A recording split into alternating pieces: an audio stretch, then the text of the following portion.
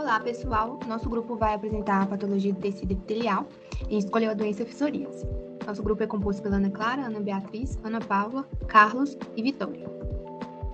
Os assuntos abordados nessa apresentação vão ser: você sabia, introdução, fisiopatologia, tipos, fatores genéticos, fatores ambientais, tratamento e epidemiologia da doença. Então, primeiramente, vocês sabiam, que a Kim Kardashian, aquele de minha cara, tem psoríase?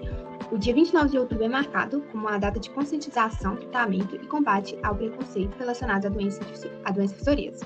Então, essas famosas ajudam, na conscientização dessa doença. Mas o que é a psoríase, A psoríase é uma doença inflamatória crônica e autoimune, caracterizada pelo aparecimento de placas eritemato escamosas na superfície da pele. Eritemato que causa essa vermelhidão aqui. A fisiopatologia da psoríase se dá pela interação entre os linfócitos T e os queratinócitos da pele, resultando em uma proliferação exagerada dessas células. Também tem influência de aspectos psicossociais, como estresse. Então, como que é essa interação, dos linfócitos T e dos queratinócitos? As células dendríticas, como as células de Langerhans, principais apresentadoras de antígenos, migram para os linfonodos, onde vão fazer a ativação dos linfócitos T, que inicia um processo de proliferação e diferenciação. Eles apresentam em sua superfície a glicoproteína CLA, que facilita a passagem dessas células para a pele ao interagir com moléculas de adesão e quimiocinas. Quando os linfócitos chegam nas dendríticas, apresentam antígenos específicos para essas células, tornando as células efetoras TH1 principalmente. Então, os linfócitos TH1 liberam citocinas que estimulam a mitose dos queratinócitos e diminuem o tempo do ciclo mitótico, fazendo com que haja uma hiperproliferação deles, que deixam a epiderme com uma camada mais grossa e em constante renovação. Além disso, a presença de neutrófilos, devido à liberação de IL-6, que é uma dessas citocinas, que influencia, o processo inflamatório nas áreas afetadas. Esse processo acarreta na formação de placas com borda apresentando eritema e escamação estratificada. Existem vários tipos de psoríase. A mais comum delas, que corresponde a 90% dos casos, é a psoríase em placas, que acomete o couro cabeludo, os cotovelos e os joelhos, e acontece em forma de lesões avermelhadas e elevadas nessas partes do corpo. Existe também a psoríase palmoplantar, que são as mesmas lesões avermelhadas nas palmas das mãos e dos pés. Existe a psoríase ungueal, que acomete as unhas das mãos e dos pés e leva a um crescimento desigual e pode até deformar essas unhas. Há também a psoríase eretroitodérmica, que são manchas que ardem e coçam muito e pode acontecer em qualquer parte do corpo.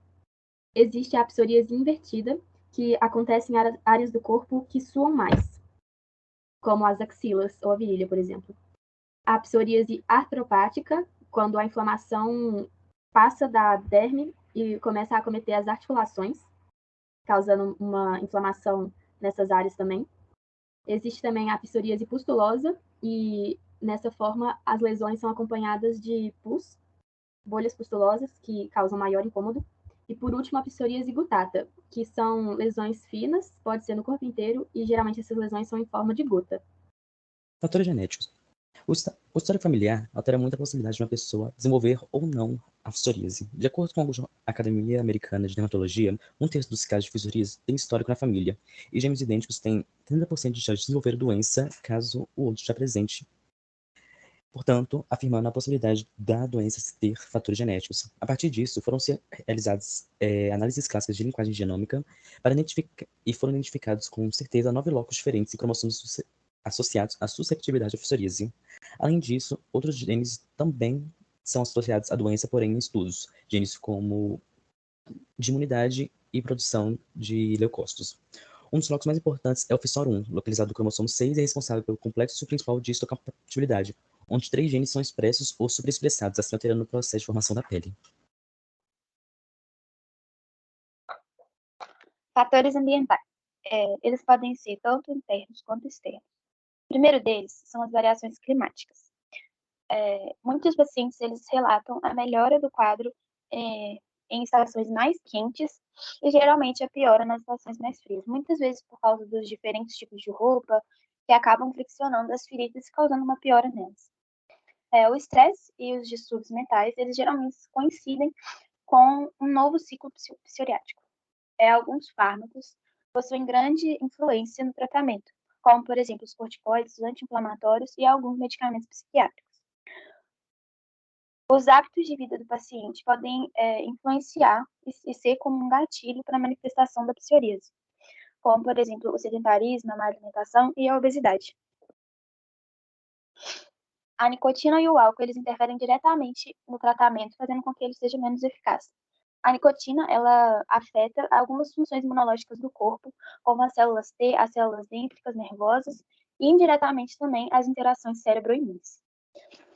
Em pessoas soropositivo, os riscos de desenvolver a psoríase triplica e acaba dificultando também o tratamento.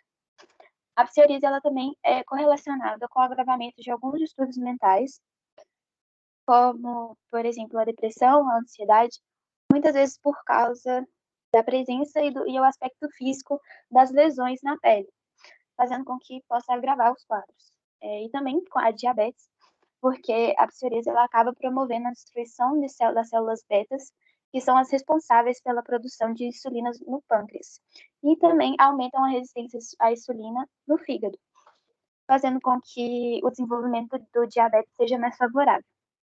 Agora iremos falar sobre o tratamento da psoríase. Ele é feito com a utilização de agentes de terapia tópica para reduzir a proliferação de mediadores inflamatórios. Terapia tópica é remoção do tecido desvitalizado, limpeza e curativo.